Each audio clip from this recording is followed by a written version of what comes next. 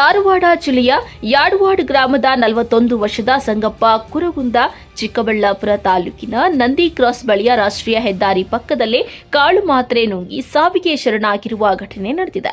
ಘಟನಾ ಸ್ಥಳದಲ್ಲಿ ಮೃತನ ಜೇಬಿನಲ್ಲಿ ಪತ್ರವೊಂದು ಪತ್ತೆಯಾಗಿದ್ದು, ಕುಟುಂಬ ಕಲಹ ಮತ್ತು ಸಾಲದ ಸಮಸ್ಯೆಗಳನ್ನು ಉಲ್ಲೇಖಿಸಿರುವುದಾಗಿ ತಿಳಿದು ಬಂದಿದೆ. ಮೃತ ಸಂಗಪ್ಪ ಅವರು ಕೆಲ ದಿನಗಳ ಹಿಂದೆ ಮಾನಸಿಕ ಒತ್ತಡದಲ್ಲಿ ಇದ್ದರು ಎನ್ನಲಾಗಿದ್ದು, ಈ ಹಿನ್ನೆಲೆ 4-5 ದಿನಗಳ ಹಿಂದೆಯೇ ಸಾವಿಗೆ ಶರಣಾಗಿರುವ ಶಂಕೆ ವ್ಯಕ್ತವಾಗಿದೆ.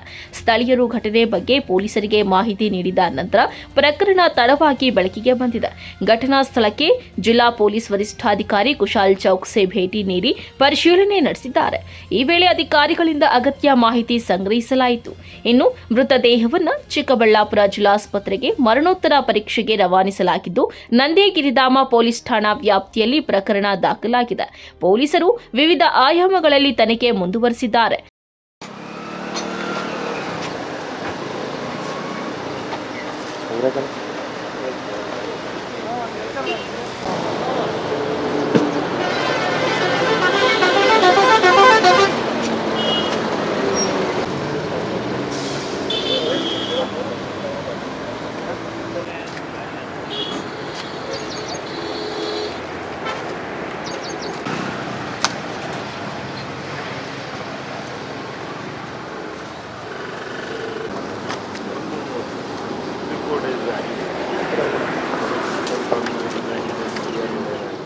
ನಮಸ್ಕಾರ. ಇವತ್ತು ಮಾರ್ನಿಂಗ್ ನಮಗೆ ನಂದಿ ಕ್ರಾಸ್ ಈ ಕೃಷ್ಣ ಕನ್ವೆನ್ಷನ್ ಹಾಲ್ ಹತ್ರ ಒಂದು ಅಗ್ರಿಕಲ್ಚರಲ್ ಫೀಲ್ಡಲ್ಲಿ ಒಂದು ಡೆಡ್ ಬಾಡಿ ಸಿಕ್ಕಿದೆ.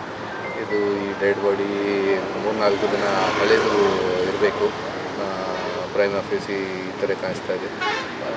ಮತ್ತು ಇವರಿಗೆ ನಾವು ಐಡೆಂಟಿಫೈ ಕೂಡ ಮಾಡಿದ್ದೀವಿ. ಈಗ ಇವರ ಹೆಸರು ಸಂಗಪ್ಪ, ಧಾರವಾಡದವರು. ಯಾವುದು ಏನು ಫ್ಯಾಮಿಲಿ ಡಿಸ್ಪ್ಯೂಟ್ ವಗೇರೆ ಮಾಡ್ತಾ ಇದೆ. ಈ ಕಾರಣ ಬಗ್ಗೆ ಮೋಸ್ಟ್ಲಿ ಪಾಯ್ಸನ್ ವಗೇರೆ ತಗೊಳ್ತಿದ್ದಾರೆ. ಅವ್ರ ಹತ್ರ ನಮಗೆ ಡೆತ್ ನೋಟ್ ವಗೇರೆ ಕೂಡ ಸಿಕ್ಕಿದೆ. ಅದನ್ನು ಕೂಡ ವೆರಿಫೈ ಮಾಡ್ತಾ ಇದ್ದೀವಿ. ಬೇರೆ ನಮ್ಮ ಆಫೀಸರ್ಸ್ ಬಂದು ಎಲ್ಲ ಎವಿಡೆನ್ಸಸ್ ವಗೇರೆ ಕಲೆಕ್ಟ್ ಮಾಡಿ ಬೇರೆ ಯಾವುದು ಹೆಂಗಲ್ಲಿದೆ ಅದು ಕೂಡ ವೆರಿಫೈ ಮಾಡ್ತೀವಿ.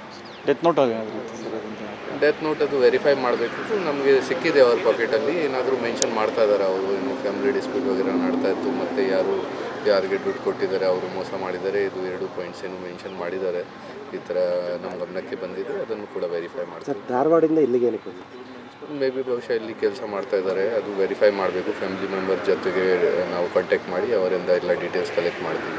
ಸರ್, ಫಿನಾನ್ಷಿಯಲ್ ಸಮಸ್ಯೆ ಅಂದರೆ ಔಟ್ಸೈಡಾ ಅಥವಾ ಫ್ಯಾಮಿಲಿ?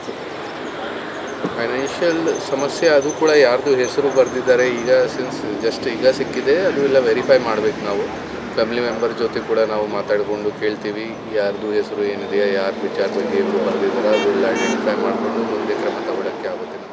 ಒಟ್ನಲ್ಲಿ ಕೌಟುಂಬಿಕ ಕಲಹ ಮತ್ತು ಸಾಲದ ಒತ್ತಡ ಮತ್ತೊಂದು ಜೀವವನ್ನ ಕಸಿದುಕೊಂಡಿದ್ದು, ಕುಟುಂಬದಲ್ಲಿ ಶೋಕ ಮಡುಗಟ್ಟಿದೆ. ಕ್ಯಾಮರಾ ಪರ್ಸನ್ ಪ್ರವೀಣ್ ಜೊತೆ ಕಳವಾರ ಅರುಣ್, MMTV ನ್ಯೂಸ್, ಚಿಕ್ಕಬಳ್ಳಾಪುರ.